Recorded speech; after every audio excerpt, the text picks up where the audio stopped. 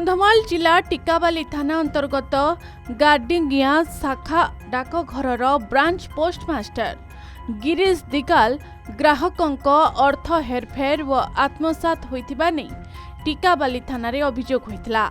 ए आधार रे कंधमाल एसपी निर्देश क्रमे टिकाबाली पुलिस संपृक्त ब्रांच पोस्टमास्टर को गिरफ करिछि। गिरफ अभियुक्त हेले फुलबाणी टाउन थाना अंतर्गत डाकपाला गाँव ग्राहकंक 17 लाख टंकारु ऊर्ध्व पोस्ट ऑफिस रे जमा न करी आत्मसात करिथिबा अभियोग रे गिरफ करी कोर्ट चालान करिथिबा कहिसंती कंधमाल एसपी। हमको टिकाबाली थाना रे गोटे केस आसीथिला से इंस्पेक्टर ऑफ पोस्ट से माने कंप्लेंट करथिले गोटे पोस्ट मास्टर अगेंस्ट से पोस्ट मास्टर ना अछि गिरीश दिगल से कोन करथिला कस्टमर टंका एक्चुअली से निजे रखिकी तांकर अकाउंट रे दिखाई थिला कि डिपॉजिट हेछि किंतु डिपॉजिट करे नथिला एमिति करिकी टिके टिके करिकी से फ्रॉड करथे।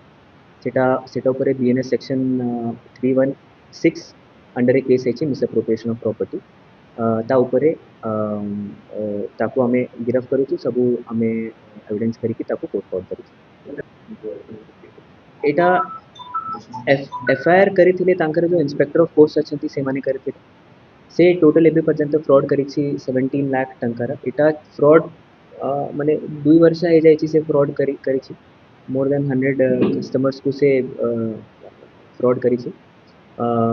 एबे पर्यंत से कहूछि कि सब टंका से याडे साडे करे देला किंतु एबे तदंत चलिछि हमें कोर्ट को देउछु से डिग्री सेटा रिकवरी। कंधमाल शिव विश्वालंक रिपोर्ट के न्यूज ओडिशा।